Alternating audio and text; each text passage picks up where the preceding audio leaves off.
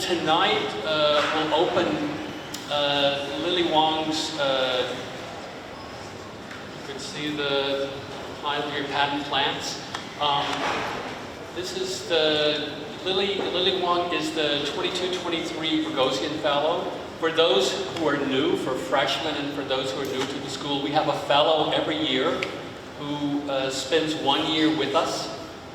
They teach a seminar in the fall, a seminar in the spring, a studio in the spring, and they do a symposium sometimes in the spring and or a lecture. And they used to do an exhibition in the spring, but we have a new schedule which makes it actually even more exciting because the previous fellow and the current fellow can meet and have a conversation, which you will see tonight. So I'm not going to say very much more except to say that we're very excited to see Lily's show. The doors will be thrown open after she makes a presentation. We have a discussion. Lily spent the last year, as I said, doing seminars, also helping with a really remarkable symposium we did last fall. She did a studio in the spring. Actually, she taught in the summer as well. Really exciting year. You'll see some of the conclusion of that research tonight, and she's going to present that and also the show. We're also joined, so Lily is a 22-23 Boghosian Fellow. We're joined tonight by the 23-24, that is to say this year's Fellow, Christina Chung, who will be a respondent to Lily, and as you can see, we're set up for a conversation here. So thank you all for coming.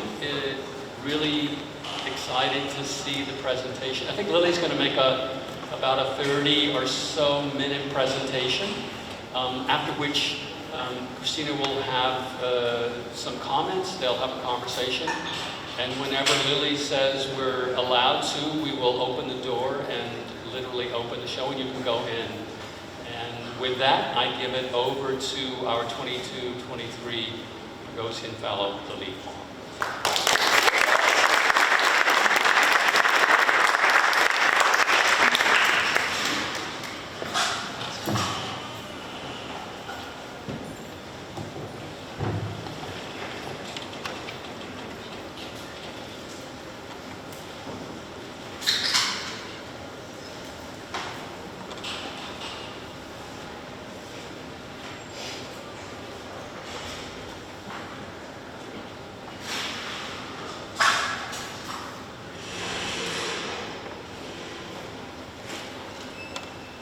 Dracena cane plant, a common house plant indigenous to tropical regions of East Africa. One day in 1966, Clive Baxter, a CIA interrogation specialist, was bored in his office with a polygraph, or a lie detector, some of you might know, that measures a person's heart rate and skin moisture. He attached a polygraph wire to a Dracena cane plant in his office. Baxter was thinking about burning the plant and see if it would trigger a spike in the polygraph. At that moment, the polygraph needle jumped in the same way when a person is getting nervous. Baxter concluded that plants could actually perceive human emotions, demonstrating a form of consciousness. Then he developed a theory called primary perception and wrote essays about it that was widely published. But the essays have since been debunked by scientists. But remember, it was the 60s and 70s. Although his experiments have been debunked, his theory was still popularized among the whole Earth generation. What I want to underscore in this little story is that the attempt to ascribe agency to plants and to communicate with it happens whenever we face environmental distress in the 60s and 70s and today. Humans find alliance, companion, and lessons in other more than human species. It has been said that we are experiencing a vegetal turn in various fields of knowledge. The plant is said to be the new subaltern. Plants are usually discussed in 3 different ways in different fields of knowledge. They're not mutually exclusive, but now I'm just highlighting maybe 3 ways to talk about plants in really broad strokes. First, plants are used as metaphors. The vegetal form is often cast as an alternative to normative epistemology or social constructs, especially in queer ecologies. There are lessons to be learned from plants. For example, the water lily is often seen as a feminist plant because of its ability to self-reproduce and also to move by itself. The second way that some scholars might use plant in their analyses is what can be characterized as a neo-materialist analytics.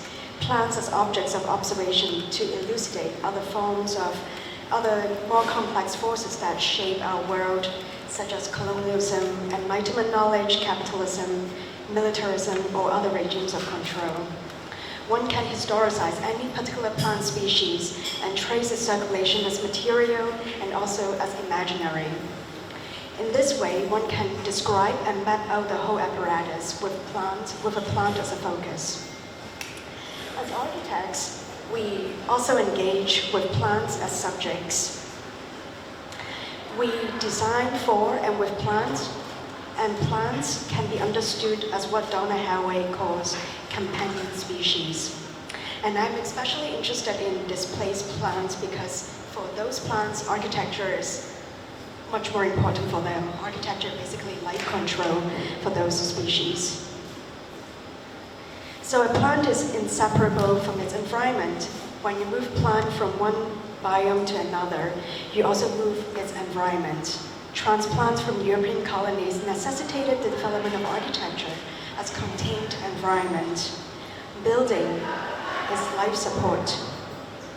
The architectural historian Arno Shearer traces the origin of greenhouses to structures that protect orange trees in Europe. At that time, since the Renaissance, orange was an exotic fruit for the aristocrats, and it was also a status symbol. In the German courts of Heidelberg, Stuttgart, and Munich, temporary wood structures were designed to protect orange trees in the winter. And this is an image from 1605 illustrating the castle garden in Heidelberg. The first illustration of greenhouses dates from the end of the 17th century, but only after Louis Luca de Neubourg invented the pouring and rolling process in 1688 that sheet glass can be manufactured. So by 1700, 120 centimeters by 200 centimeters glass planes were produced. And this enables the long and narrow hothouse with a glazed south wall, while the north wall is built of masonry. In some Dutch and British examples, a heating room is also situated on the north side, like this illustration from the encyclopedia. I don't want to keep going through the whole evolution of greenhouses, but the next illustration of the hothouse will be the Baroque orangery. As the name suggests, it is an indoor room for growing oranges. Usually they are attached to palaces in Europe. Moving really quickly in the 19th century, iron and glass buildings were erected around Europe to house plants from the tropics and subtropics. Architecture of the Palm House in Kew Garden in London, which is the Royal Botanical Garden. It was completed in 1848. It was a demonstration of empire. The floor plan was divided into different regions of the world, showcasing different tropical plants collected from various voyages and expeditions from the colonized world. The 19th century was also when indoor potted plants became commercialized. Plants were markers of taste and to a certain extent morality as well. To cultivate plant in a way is to cultivate personhood. For the middle and upper class consumers, furniture and architectural components were designed to display plants. So here what you're seeing is a guidebook from 1895 called Rustic Adornments for Home of Taste. cultivating plants is always related to cultivating taste. The design historian Penny Spark wrote in her book, Nature Inside, that in the 20th century, for many of the canonical modernist architects, plants were used as a decoration to soften the architecture, but also to provide a sense of connection between the interior and the exterior.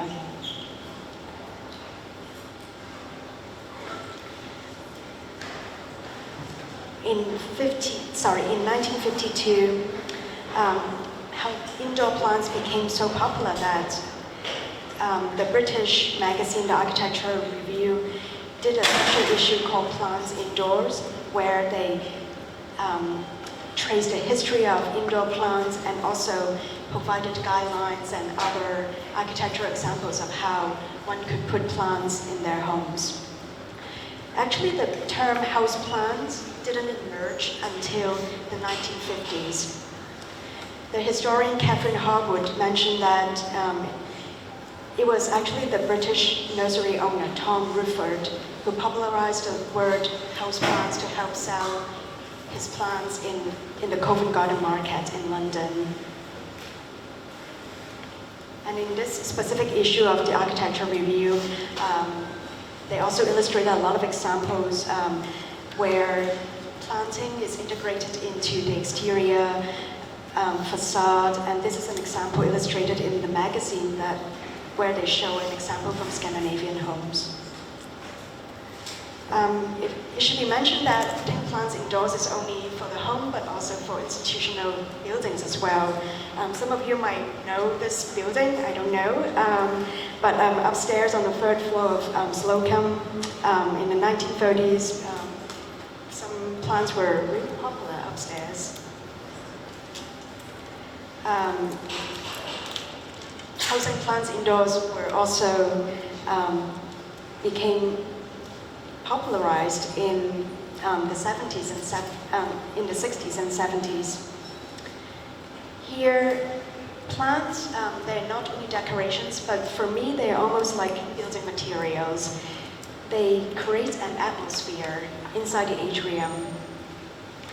And all these plants, they have to be bred and cultivated specifically to be put inside these atrium, because a lot of times they are housed in really dense urban environments where there's limited sunlight, and because a lot of them are office buildings, there's certain climatic requirements that may or may not affect plant growth. It has to be mentioned that this planting practices was also supplemented by all these media published around the same time, a lot of which were also initiated by the New York Botanical Garden and also the Missouri Botanical Garden, where they actually list out different guidelines and different ways to house plants inside atrium. And this became a forefront in horticulture research.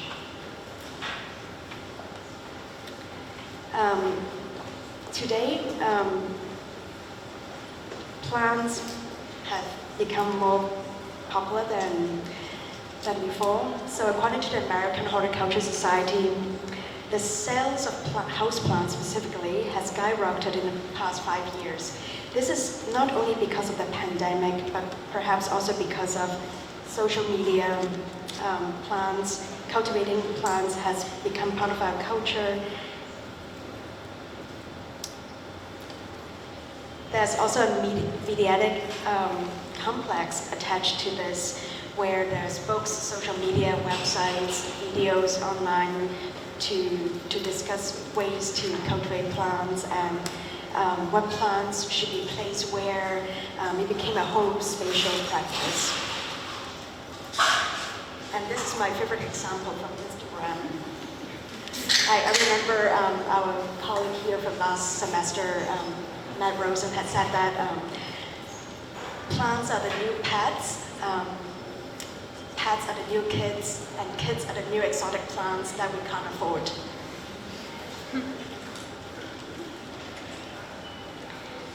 Boston fern, a plant that became popular in the United States in the 1920s. At that time, it was only cultivated in Apopka, Florida. This is an image from the Times Square in Apopka, where a sculpture of the fern was shown. The city named itself as the indoor foliage capital of the world in the 80s, although I think the status has been surpassed by other cities in Florida. In the early 20th century, when cultivating houseplants at home became more and more popular, different plant species start to be introduced in the United States and produced by different nurseries, mostly in Florida and California because of its climate. Back in March, I went to Redland and Homestead, Florida, to look at some of these sites where houseplants are cultivated. Currently, there are over 600 species of plants grown as ornamental foliage plants, and most of them are from the tropics and subtropics. These plants usually grow under the tree canopy on the forest floor. They're tolerant of low light, and to a certain extent, also a range of temperature as well. So during the trip, I went to one of the biggest horticulture companies on the East Coast. It is called Coastal Farms, and look at different spaces where they propagate plants. As you see in some of these photos, all the plants look exactly the same. This is because as most of the house plants, most of the potted plants, they are not grown in seed. They are asexually propagated, which means if you imagine in your science class, you would take a bean and then put it in soil and then something will emerge. But in asexual propagation, you actually take a cutting of leaves or roots or other parts of the plant and then you put it in soil and then the exact same plant will grow. And that new plant is genetically the same as the original so-called parent plant. So in that way, every single plant here will be exactly the same with the same as the same plant parent. In Redland and Homestead, Florida, the land is divided into 300 by 400 feet parcels of land, and each of them, some of them are owned by people who grow palms, some of them are owned by companies that grow succulent and other types of ornamental plants. Some of them, they put their plants outdoors and some of them are situated inside. And if some of you have house plants at home, and I'm pretty sure some of them actually come from Florida.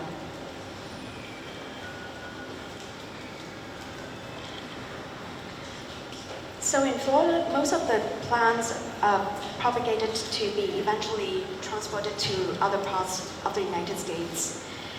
But for some companies, they actually buy plant seedlings from other companies in Latin and South America. Some of them are grown in this automated industrial buildings where hundreds of seedlings of different plants can be propagated within days. Last year, I also went to a plant convention. So what that means is that over 200 companies from different parts of the country selling different things related to this industry, they gather in this space in Columbus, Ohio, and they showcase their products. And that experience was a really good way to actually understand the scope of this industry and also where people come from and what is actually involved in this houseplant culture. So on display in the trade show, there are people who focus on mature plants. So these are two groups from proven winners, also one of the bigger horticulture companies in the US. There are people who focus on soil, on other planting equipment. There are companies who focus on water transportation, hoses, fans, big machineries for larger scale production, and also greenhouses as well.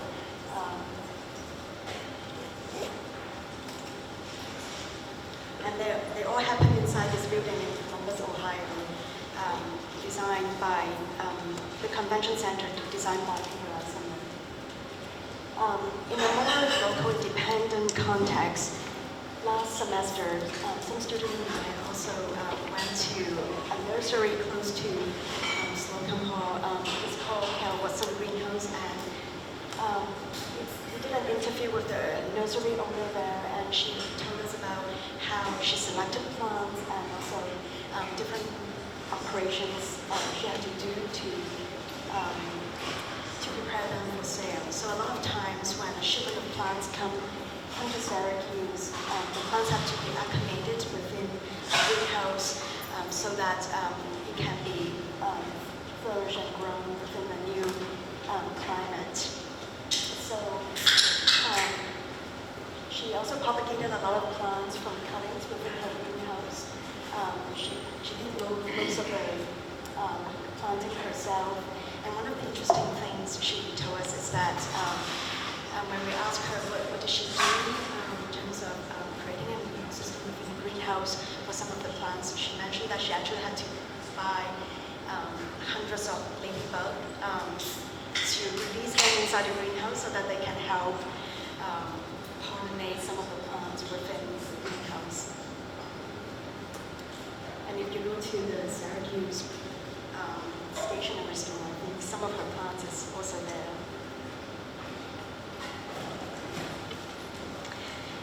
This is Alocasia tinidensa. Some of you might remember the plants from last semester at the symposium. My seminar students and I did a performance based on the plants. It is a tropical plant invented by a breeder called Larian Gardner. So in the symposium, we staged this performance based on the plant pattern. We were interested in different words that describe the plants and also how precise the plant is being described. As some of you know, I've been obsessed with pattern plants for a while. I think the main reason is that it is actually a very weird concept to understand. When we think about plants, we always think about plants born from seed or something connected to nature, something that is natural. But pattern plant created almost an opposite concept against that. Plants that are patented, they are actually invented by people. They have to be propagated. Basically, they have to be sexually reproduced. This is one of the requirements for a plant to be patentable. And a lot of times, they undergo many years of research in order to get to a plant to a certain state.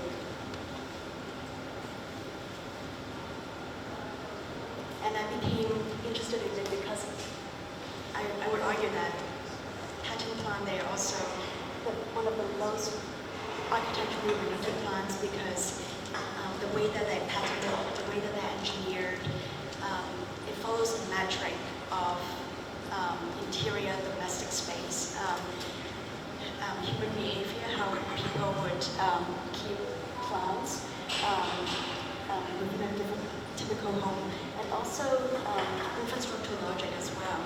Shipping, packaging, ease of transportation are all the considerations that readers take into creating these cultivars.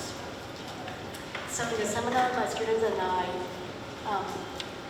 looked at the language that the plant pattern used to describe orchid plants. So a single plant is being divided into different parts, and the pattern mentions the leaf, the stem, its behavior, the roots, and every single thing has to be described in text. And my student also, from that, draw some of the description based on the pattern. And also, one interesting thing that we were talking about in class is that some of the patterns also reference a Royal Horticultural Society's colors chart. Basically, they are like Pantone color charts that all the readers, they have to match their plant to a certain color within the chart to fully describe the whole appearance of the plant. To some extent, it is a bit ironic because for a plant to be patented, they also have to be described within a certain constraint of space, light, and also temperature. And in all the patents, there's also a disclaimer saying that the plant has not been observed under all possible circumstances.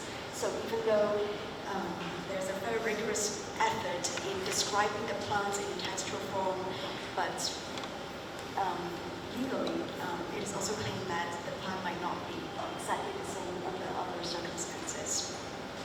So during my trip to Florida, I also met with Lorianne Gardner, the inventor of alocasia tiny dancer.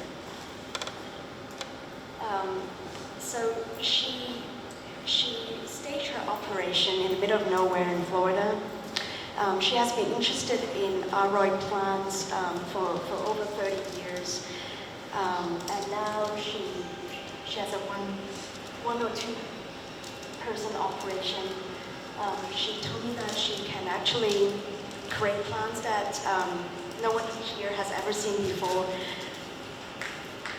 During my visit, she walked me through different ways of creating new cultivars. The way that she created new plants is based on a pretty traditional method.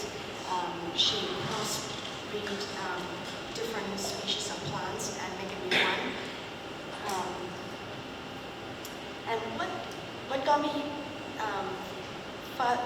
what fascinates me the most is, in addition to breeding plants, she also has an artistic practice, and she creates different drawings of this fantastical aroid land, where she imagines plants that doesn't really exist in the world, and she would sketch them and draw plans and sections of these plants, and she operates almost like a designer.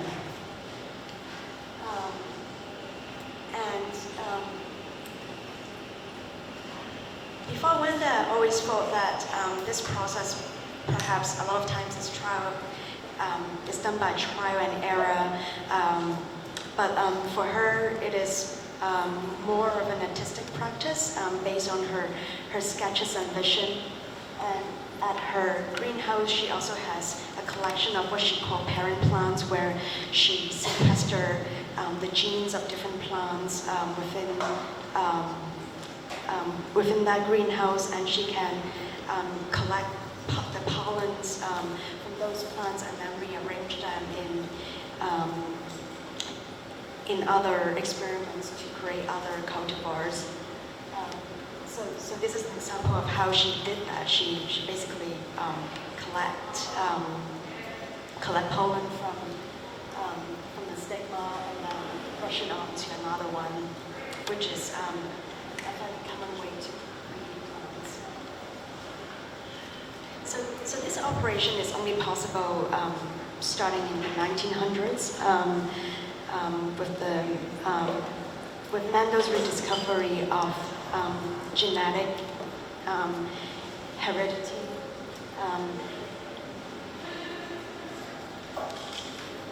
So plants can actually be the genes of plants can be rearranged and can be combined to create new plants with desired traits. So this practice has two spatial consequences. One is that maybe earlier in the 17th and 18th century, collecting plants was based on its rarity, its appearance, or how exotic it looks. But with the discovery of genetics, plants were collected not only because of its potential display in botanical gardens, but also because they create a pool of genetic resources. The USDA, the United States Department of Agriculture, did several expeditions in different regions of the world to collect different plants. At that time, it was mostly for agricultural purposes, but some of them were also for ornamental use. And the second spatial consequence from this practice is plants were also stored in different laboratories around the nation. So in these spaces, plant tissues were frozen and to retain its genetic information. The ones run by the USDA were mostly done for food crops, but there are other private companies, and also the Ohio State University also has another laboratory focusing on ornamental plants. So in the same trip to Florida, I also met with a botanist from the University of Florida who focused on using plant tissues to propagate and invent new plants.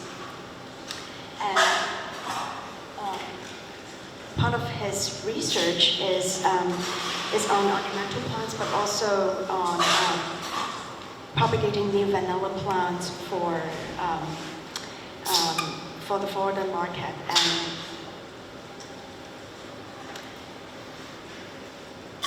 so let's get to the exhibition. So I've been interested in reading more about pattern plants and also how they're described in the pattern. And all of them are created according to its aesthetics, logic of transportation, ease of care, and also to a certain extent the resistance to drought and also pest as well. These plants are created by different people. Actually, from what I've selected 18 plants to be displayed in the marble room. And in a way, I conceive the marble room also almost as a greenhouse, or the exhibition itself is almost like an elaborate plant stand for all these 18 pattern plants. In this system, water and lights are provided, and in addition to the physical infrastructure, I also invited 18 people from the school to be plant caretakers for them.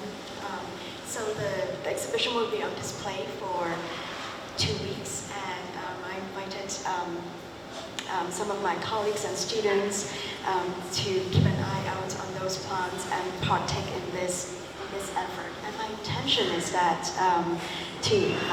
I wanted to create this care system for these invented pattern plants, and in a way, I'm going to leave Syracuse tomorrow, but it is up to you to keep all these plants alive. So I want to invite the school to also partake in this exhibition as well. So when you go into the exhibition, you will see all these plants being suspended from poles in these containers that I designed.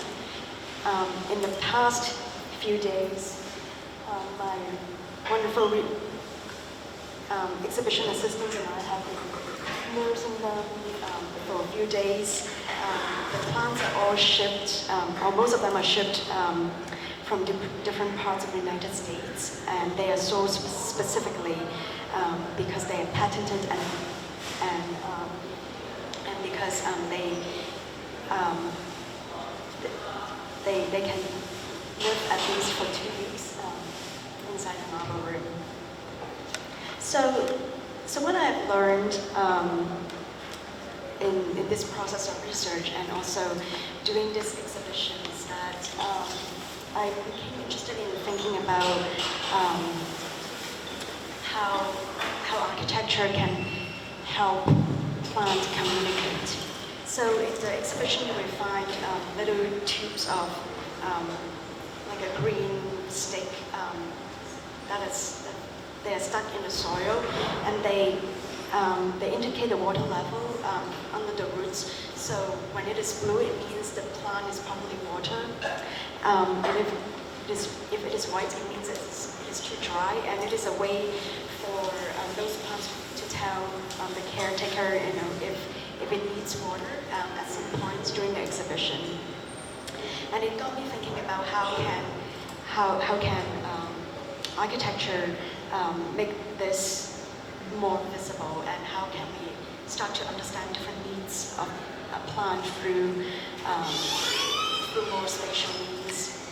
I can't say I've accomplished everything I wanted to do in this exhibition, but I'm also glad that the exhibition prompted me to think about more architecturally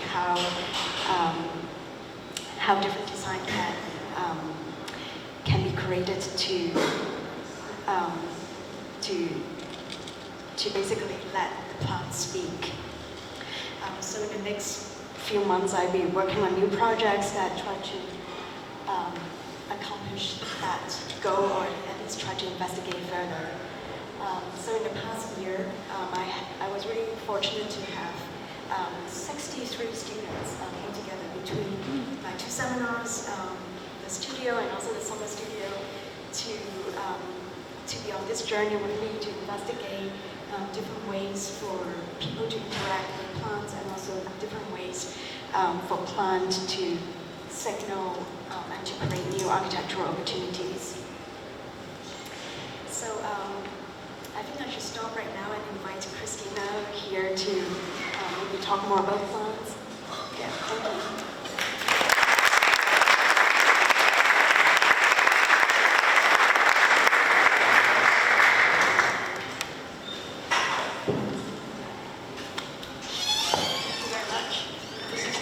I've never thought about plants for a long time.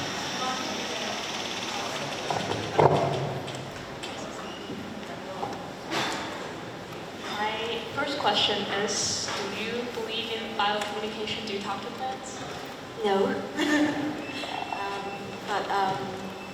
Well, I guess, I should say yes. I believe in the same way that I believe in UFOs. Yeah.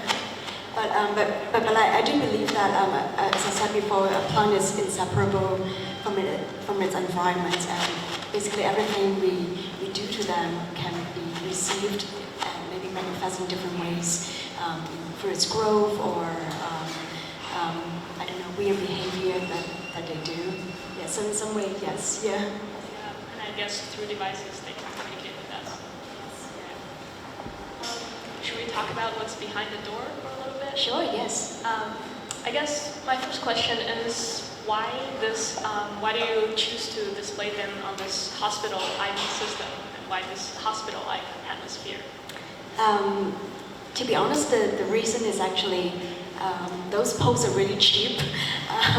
So instead of welding metal poles myself, I thought it's actually quite economical to buy 18 IV poles and to use them as display.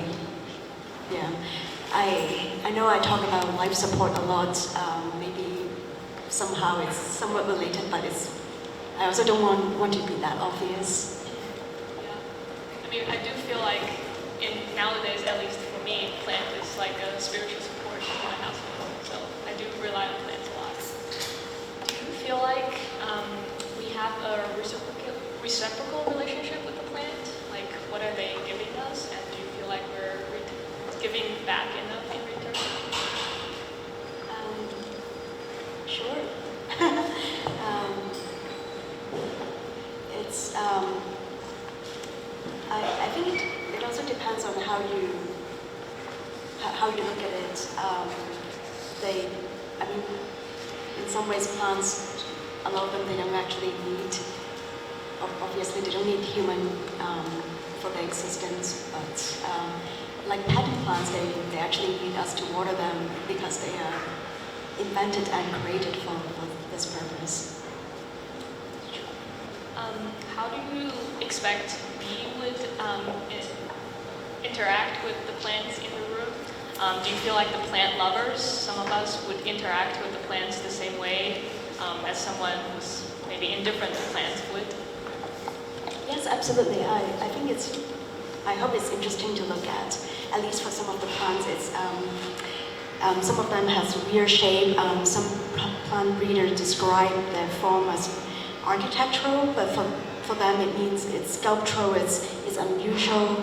I hope people will interact with them, just don't push the poles because I don't know what's going to happen. I'm obsessed with touching plants, especially if they're separate. I might do that. Should we see if anyone's aware? Oh, maybe I should ask you, what do you think after looking at the exhibition? I know Christina has also been interested in plants in her research in the past few years, but in a very different context. So I also wanted to know more about what part of my research and presentation resonate with you. I would say my interest in plants is definitely not as holistic as your investigation in plants. I feel really touched by plants often because I research on post-traumatic cities, and a lot of it is, in its dilapidated state. A really interesting thing is people usually use gardening and collective gardening as a way to, embellish their city and start the healing process. So I do feel really touched always by the healing power of plants. And I guess through this IB system too, I feel like I'm being supported by plants. There's something really beautiful about how they're connected and how they're supported by us and they're supporting us. Should we open up? Does anyone have any questions for Lily?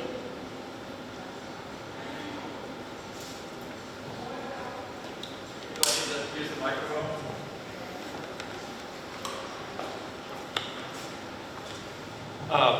So when you talk about patent plants, it's not the same thing, but I can't help but think of Monsanto and the patented seeds, and specifically the fact that once the Supreme Court, whatever, upheld the law that even seeds now propagated wildly, which I guess these can't do, are still patented. So even the offspring of the patent is under the same patent, and therefore you can get in trouble for using those.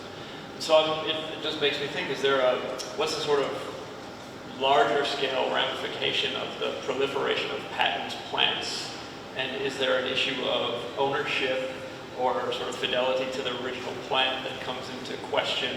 I just wonder what the larger sort of ecosystem of this artificial plant world artificial real plant world looks like, I don't know, environmentally in the near and potentially farther future. Yeah, so environmentally, so most of them are sterile, which means they don't actually produce flower and seeds, so they cannot, produce pollen and spread the pollen. So they're actually really created as almost like a decoration, as a building material to be housed indoors. So in that sense, it maybe affects the interior ecology or environment, but not so much as the Monsanto example that you mentioned. And something I forgot to mention in the presentation is also that patent plants, it's like some of the seeds. Yes, legally it is patent. The intellectual property is owned by someone, but it's also hard to enforce. Especially you can maybe change the chemical composition a little bit, and then it becomes a different plant because the color doesn't match the pattern. And mostly it is done for large production. So that's why some of my research focus on these large horticulture companies, because they are the people who can actually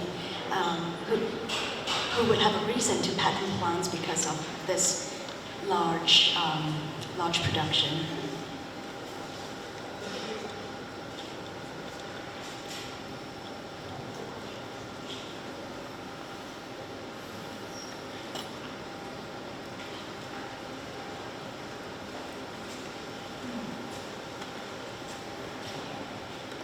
Thank you for the great presentation as well as the conversation and talking about talking to plants or the communication between human beings and plants and also among plants themselves.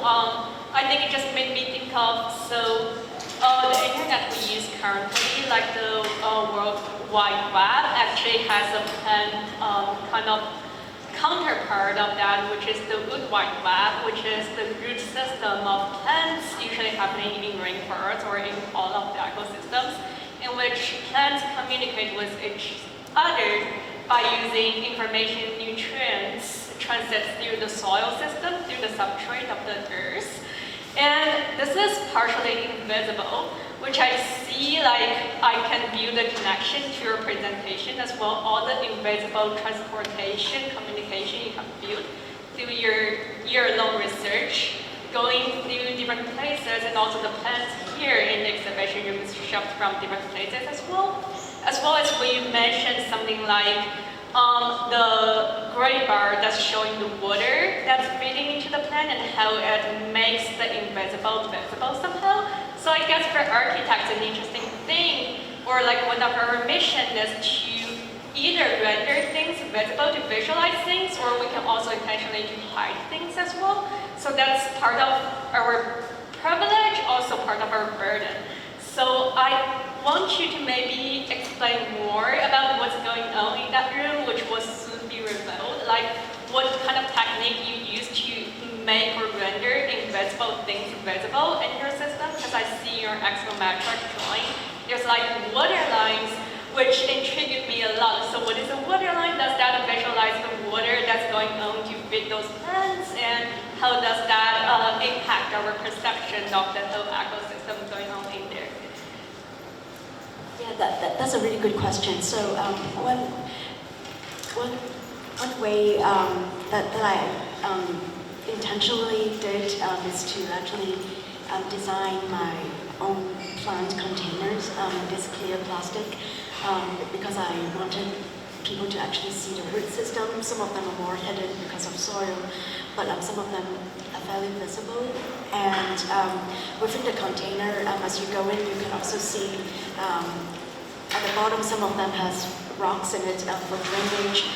They have different soils, so it also indicates maybe different nutritional composition that is required for those plants. They're not all exactly the same. So that's one way that I wanted to make the soil and what's on the ground more apparent than what we usually see for potted plants. The water is also highlighted. It's suspended on the ceiling, and there are two tubes that allows the plant caretaker to water the plants using a pump. And partially I did that also more for logistical reasons. It's easier to keep the flow free, just for safety and cleanliness reasons. But in some ways, you will see most of the infrastructure is suspended on the from the ceiling, and I think that way maybe it's my way to sort of highlight those infrastructural components for that care system.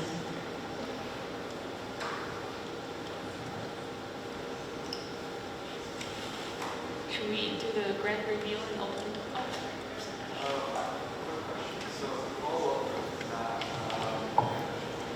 So, when designing the pots in themselves, to like what extent did the medium that you're actually potting in actually affect it? Because soil versus hydroponics, there's a whole debate between the two. How did you choose to just selling the soil? Because like plants and the water usage that you have going is very important. Sorry, I don't understand the question. Why did you choose soil? Well, because there isn't a lot of hydroponic plants that are patented. I basically, for this exhibition, particularly, I just selected plants that I've read that are patented fairly recently, within the past 5 years, and most of them are. There's only a few families, but most of them require soil to survive. So it's mostly because of the pattern. But I also feel like a section cut through a soil is always the richest drawing. There are so many things happening in there. It's going to be really beautiful to observe what's going to happen in the soil as well. You're clear. Thank you very much, Lily. Thank you.